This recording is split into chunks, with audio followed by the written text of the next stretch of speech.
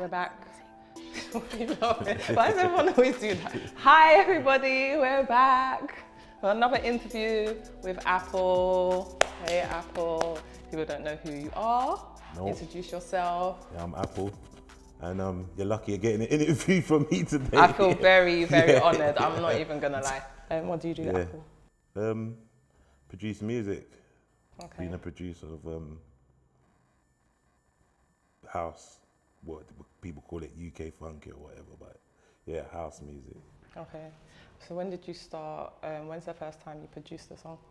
I was making hip hop beats, so I used to make hip hop beats first. That was talking like 98, 99. So I was making hip hop beats, and then I'd say 2004, I was just messing around with the sound, like, because I like music, I like all sorts of music. Okay. So I was playing about with the beats, and then, yeah, that's it. Who like inspired you to start producing and stuff? Well, I'm like a hip hop fanatic, innit? So Okay. I'd say like Havoc from Mobb Deep, DJ Premier, Pete Rock, those kind of people that they kind of influenced me, because I used to like sampling beats, like say Kanye West and all that. I used to get old beats and sample them and make tunes. That's how I started in the beginning. Yeah. But yeah. And did anyone teach you, or you self-taught? No, self-taught. That's really Self-taught. good. That's really good. So you started initially with hip hop. How old was you roughly? 16. Not disclosing your age too Yeah, much. about 16. Yeah, I was about 16. I'd be making music from school. Okay. But as like to be serious, like seriously, when I started thinking, you know what, I can actually do this, I'd say about 16. Okay. And it was a music program on the PS2, Music 2000. That's what I started on. Okay. Started making my beats on there. So For those out there who know about that, yeah, that They was will the know. beginning. That was the genesis. Okay, so as you progressed, you then obviously started making, from hip hop, started moving into, what would you say, is it house, is it I'd say funky? house, I'd say house, broken beats kind of, because I started getting into broken beats. Like, my friend took me to a dance, and it was in, where was it? It was in West End, Plastic People, called Co-op. And they used to play broken beats, and I was like, yo, this is bad. Went back to my house and just started trying to make this similar kind of beats. Right. And that's how it started. Okay. So your first song, what was it that you made on this? My first song was Dirty Dance. Okay. It was Dirty Dance. I made it for Super. I made that December 2005. I remember it was just, when I first done it, I gave it to Super and I was like, yeah, play this tune. It's bad, it's bad. So we went, what's that dance again? Oh man, I forgot the name. There used to be a dance every Sunday. It weren't red carpet. What was it? I can't remember. It was Departure Lounge. Okay. Cool. I give it to Super. He played it for the first week. Yeah. Like, people's like, cool, see a reaction, whatever. Second week, cool. Third week, gone. That's when I knew, yeah, you know what, I'm onto something. Yeah, that's good. What actually like inspires you to start making these beats? Is it like you just get, as you said, like you went to the Broken Beats Club and then you came back and done that? Is it always something that influences you, or it's just something that just comes to you? I'm just always experimenting with music, trying to do something. Yeah. And sometimes it works, sometimes it don't. But I've got a whole load of tunes like from back then. Yeah. Because I've only recently started making music again, because I've had a long break. Yeah, that's what I wanted to talk to you about. So Yeah. the first tune you gave to Super, and that went after 3 weeks. So then you knew you was onto something. What was the second tune you made after that?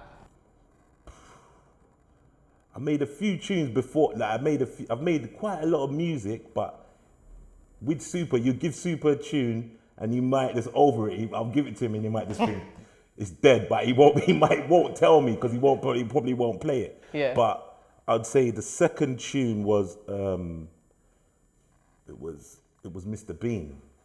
I made a tune called Mr. Bean, and then that and Dirty Dance was kind of like running the scene.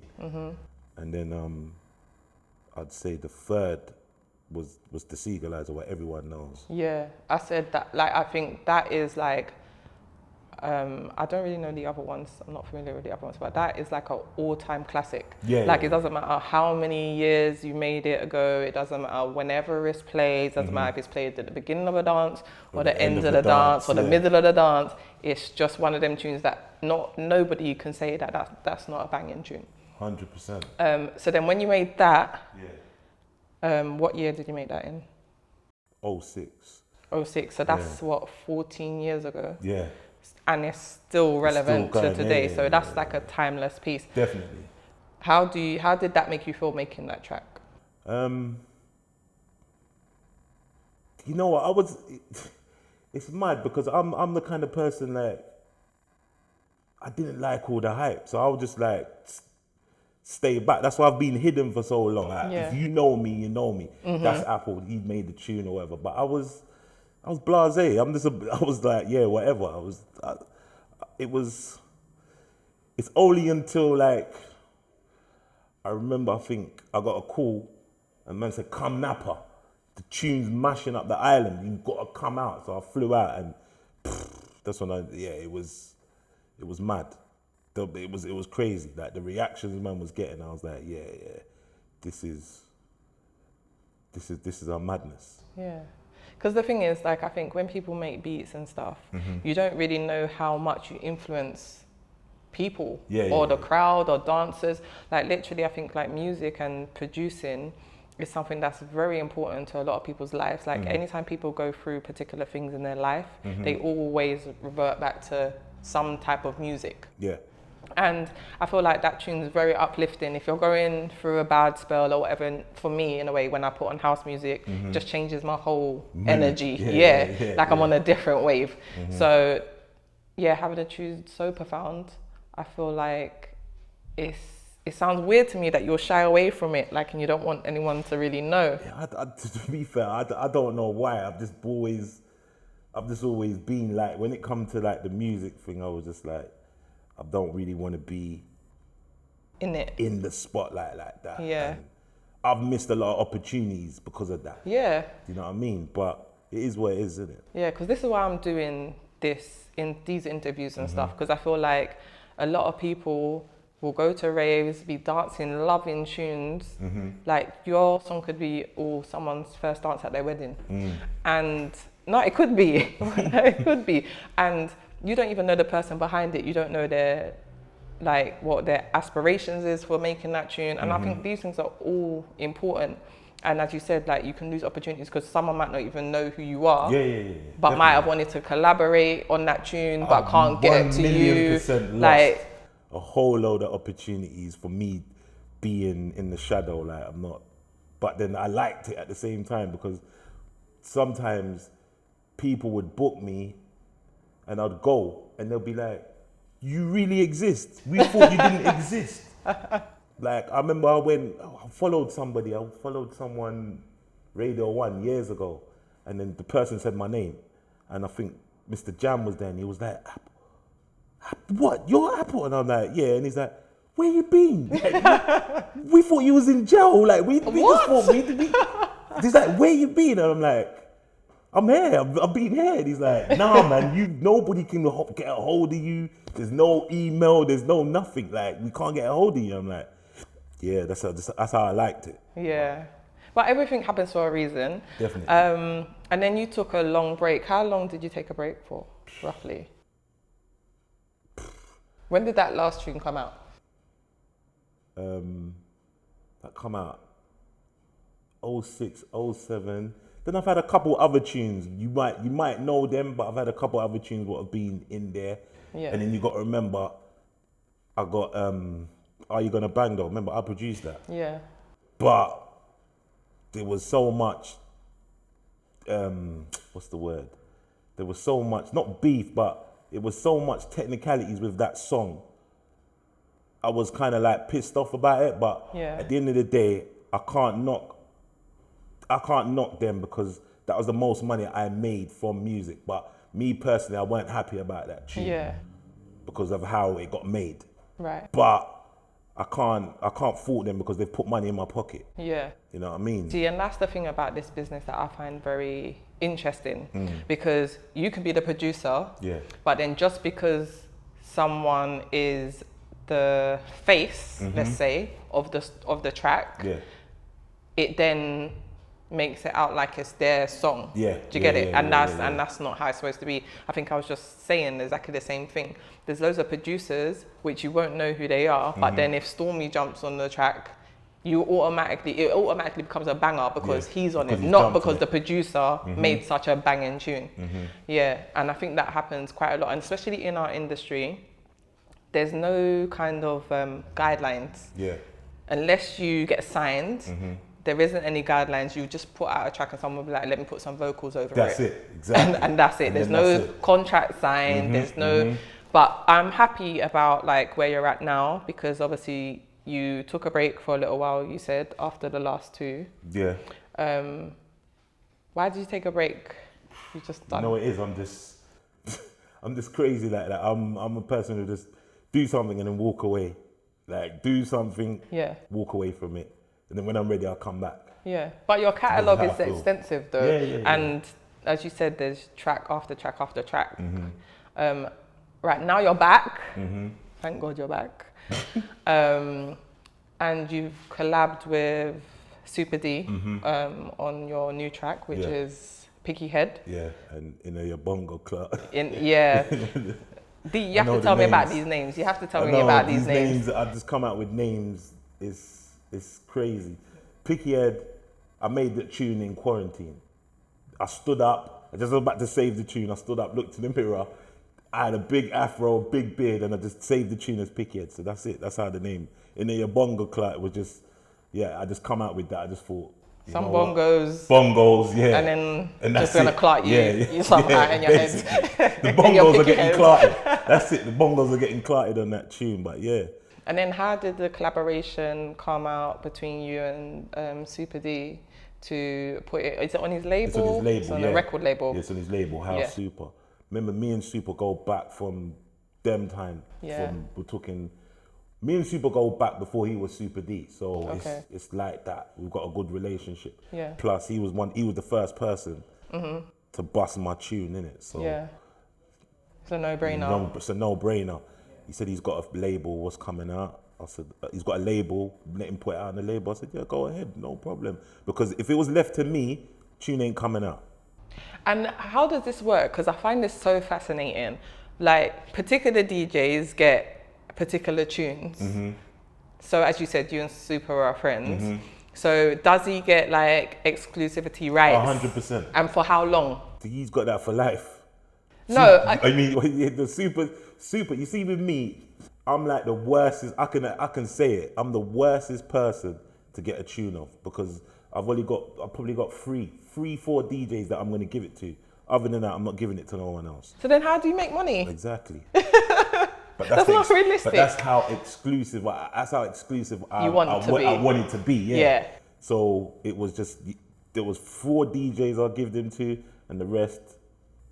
Even if like someone was like 2 bags. Oh yeah, that's what I'm saying. If Money talks. Money yeah? talks. Okay. And I've only learned that recently. I only learned that recently. If I knew what I knew now Yeah. when I was making music, I would have ate Nicely. nicely. Yeah. Full belly. Yeah, I would have ate. Because I feel like, as I said, like I know only particular DJs get particular tracks. Yeah. But I feel like once they've made the track established, like if they get rights to just do it for like maybe like 3 months, they've got exclusivity to this track, then you know that DJ ends up busting the tune. Yeah. But then after that, there's other DJs that are hungry for these tunes and will pay for them. Definitely. So I think that there should be some kind of rule, like, It's only now that I'm not even lying to you. Only in 2020 now You're that learning. I've clocked that Yeah. You know what I mean? And it was a man who showed me, Scotty D. He's the one who told me. He was like, yeah, you can make money off blah, blah. And I'm like, if only I knew this back then. Yeah. You know Because what I mean? it's okay to have loyalty to your friends and then being the only DJs that are playing your tune. But everyone's got to live. Yeah. So I feel like not just you, I know other house DJ producers as well that do the same thing. Yeah. But I feel like now in 2020, there's always ways to make money. Definitely. Ways that might not have been so accessible like before. And I just 100%. think that moving forward, I think, yes, there are people that you're loyal to that should have exclusive rights for a little while. But after that, I just think you should just put it up on a thing and then like, or not even that, like highest bidder. True. Something to make me know that you appreciate what I'm doing for the Definitely. culture. Like, I think that's very important.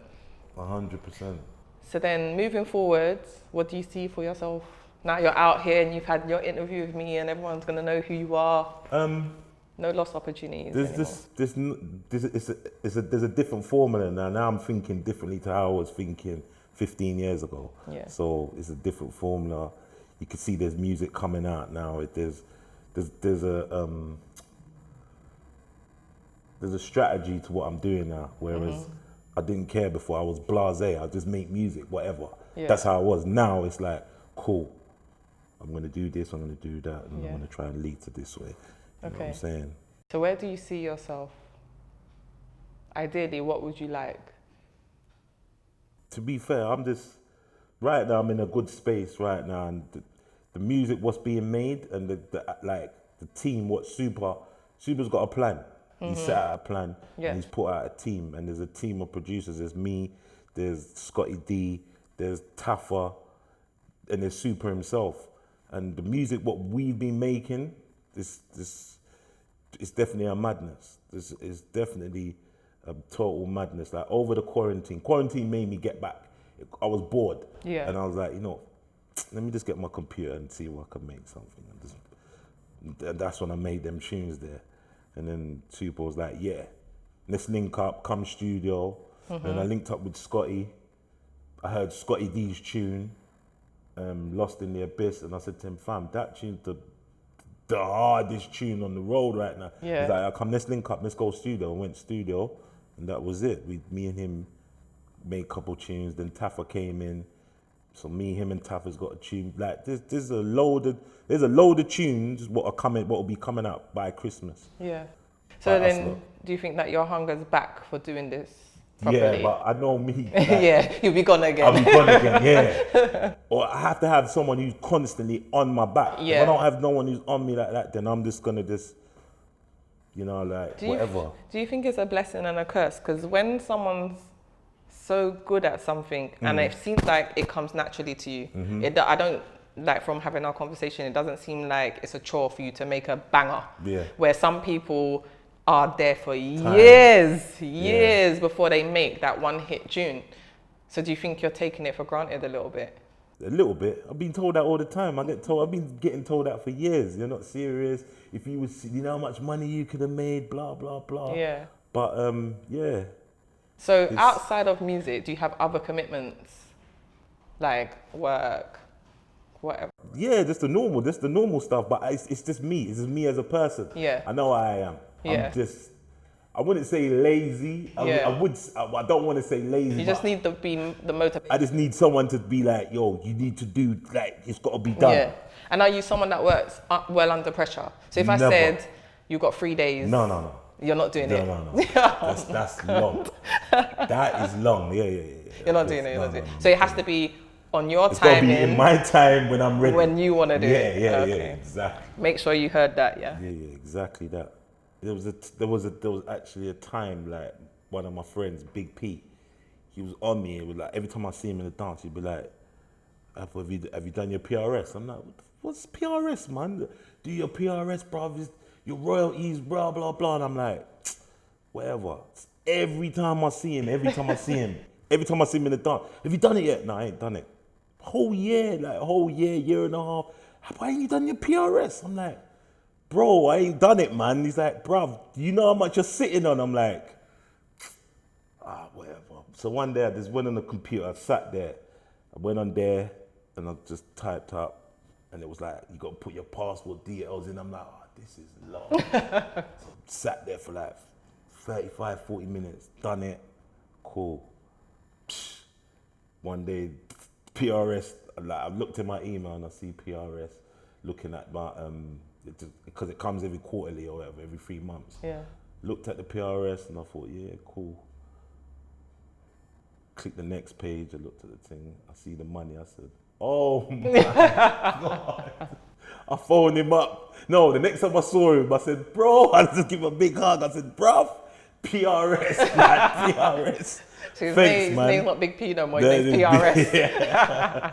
Yeah, man, so I got a shout out to Big P. He was on my case. Every time I saw him, he was just like, you ain't done it, you ain't done it. He must have thought I was mad. Yeah, everyone will think you're mad. But the thing is, if you don't know, you don't know. I didn't know. But when I saw that royalty check and I'm like, wow. Yeah. Then I started to think of all the Other bigger royalty stuff. checks. No, all the bigger stuff, like thinking, all right, this is how much I made. I'm thinking of all the big stars, like how much do they make? They must make some crazy peas. Yeah. I think, as I said, like for this scene, I think it's been a long time that people haven't been able to eat from it or profit from it, let's say that. Yeah. But, you know, there's loads of different events and stuff which are helping people profit from it now as well. So that's a good thing. So besides all of that, would you work outside of your little clique that you're in? Yeah, 100%. I would. Okay, you would. So you're open to that? Yeah, Okay. I would. And then what other DJs we know Super D is one of your favourite. What other DJs do you think are good? Super, Pio, Wigman, can't even think of the rest. Those are the 3 people that come to my head off the top. But there's more, but those are the 3 people. To be honest, Wigman is just different class. He's just different class. Yeah. You know what I mean? But because he used to have a lot of raves and stuff back in the days, innit? Yeah. And then there was like things that happened exactly out of people's control. And everyone got their bad name in it. Yeah. That's what I'm saying. And it just faded. Yeah. But it's picking back up now, though. I think. Yeah, it is. I don't think it ever dropped. You know what it is? It's when people started coming out with this UK funky thing, which I wasn't really a fan of all that UK funky thing. Let me tell people this, yeah, and I can say it. I'm the godfather of that genre of music, because I was that tune there, Dirty Dance, was the first ever funky tune, or whatever you want to call it, UK funky. Yeah. That's what I wanted. I wanted to say this to the people now, because I saw Dineo, he went on someone's, I can't remember the guy's podcast, but he was going through the history and he was talking about Curing the Cause and all those things, and I'm like, no. My tune was way before Curing the Cause. That was a good year and a half, maybe 18 months. Curing the Cause come out like 2006 in the middle. So I just want to tell people that now, like, tell yous lot, me. I don't care if it looks like I'm being arrogant or I'm blowing my trumpet. I just want to state that point now. Yeah. You know what I mean? But yeah. And it doesn't matter, because I think this is the problem. There's space in this industry for everybody. Of like course. even saying Dineo, we know that he's made quite a few bangers as Of well. course. But ultimately, I feel like you have to pay homage where homage is standard. Yeah, exactly. Is but there. That's maybe because you're not in the I'm limelight. not about, exactly. Yeah. I wasn't about, I'm not showing my face. I'm Yeah. not, so it makes sense for you to not know, or you might not know the history because you think, oh, Apple, whatever, he don't exist. And I think as well, that tune was the first tune that kind of commercialized house. Yes. So you have to pay homage. Yeah. Like, I think that was the one that made the transition. That's one what crossed over everything. Yes. 100%. Yeah, I agree. Totally agree. Yeah. 100%. So do you feel like when you are a producer and there are other producers, I'm not going to put no names out there, you get some form of rivalry? Or you might not, because no one knows who you are. You know what it is? They might have rivalry with me, but I've got no rivalry now because I actually don't care. Yeah. But there's some people who do, you know, like they do like they Yeah, like really- this is deep in their hearts Yes. for some Yeah, people. yeah. Like some 100%. people would love to have a tune that has like gone the test of time. Definitely. They would love to have it. permanent, like Yeah. it's permanently there. Like a You know what plaque I mean? on the wall. Yeah, Yeah. 100%. I'm really happy that you came to interview with me because you don't do interviews. I And I don't. hope you do some more. Yeah, I will. Or if you don't, come back to me, it's fine. You can I just will. do them with me. But yeah, I wish you all the best moving forward. Yeah. And yeah, I'll say like everything happens for a reason. So maybe you was just in the shadows because that's where you needed to be. Maybe. But maybe I think if you're more open and in the limelight, that you won't miss them opportunities that you said. But maybe them opportunities might have give you a couple grand, but these ones might give you mils. Hope so. You're speaking it to existence. Yeah, Why yeah, not? yeah, exactly. I hope so. It's but a bigger, I think it's a bigger market and it's an international market now. Where I Definitely. think before it was just like London based, maybe Yeah. Manchester, Yeah, yeah, Birmingham. yeah, But now, you know, you've got people going abroad on weekenders, you've got people going to the States. Like it's just Definitely. endless now. Anything man. else you want to tell the people? No. I mean, I just want to shout out the South Africans, man. They're actually influencing us lot over here. Like, you know what I mean? Them piano flipping dudes. They're making some sick music, and it's actually influencing our music. Like, you know what I mean? Yeah. I So wanna do shout you them think out. that we're gonna go into like an Afro house Oh, kind 100%. of direction? That's what it is now. That's Okay, you exactly think what that's it where is. we're going? That's exactly what Yeah. it is. And then Afro House, they say that Seth Combo's the Afro Yeah, House. he was pioneer. playing. He was playing that South African stuff early. Yeah. Early. Do you know anyone Definitely. else that was playing it before him? I dunno, can't think man. of anyone else. No, I'd say nah. Obviously, you got Black Coffee and that, but they was the originators. Innit? Okay, yeah. They come with that. Yeah, so But, Black Coffee's the GOAT. yeah, he's the GOAT. Yeah. But obviously, he's moved on from that now. He's playing more housey kind of techno-y music, Yeah. whereas he come with the Amapiano and the Amapiano sound, that South African sound. Like I would say, he was definitely the GOAT at that. You know what I mean? But he's moved on. Yeah. He's in IB for collecting, I don't know how much, God knows how much. But yeah, So do you think, I think in time, you can be like a Black Coffee, but maybe not the DJ side. But I think you can have a whole rave with Apple tunes. hopefully. Why not? Why not? Hopefully. All right then. Thank you so much Yeah, that's for coming to interview with me. Yep. Do you want to give people your Insta and Yeah, how they can contact you this time round? My Insta's Absolute Rex, and yeah, that's it. I ain't got nothing else. I've got no other contact details, but yeah, DM you for yeah, you can DM me for tunes, dub plates, or whatever. By the time I was about to say my tune, there's a tune coming out Monday, but by the time this probably airs, it probably would have been gone by then. But yeah, most probably. yeah, pickier than in a Yabonga Clark EP, House Super, that's coming out, and yeah, just look out for the stuff from Scotty D, the monster, Taffa, Total Monster, Super. Yeah, there's gonna be a lot of material was coming, so stay tuned. Look out for it. Yeah. All right, thank you. See you.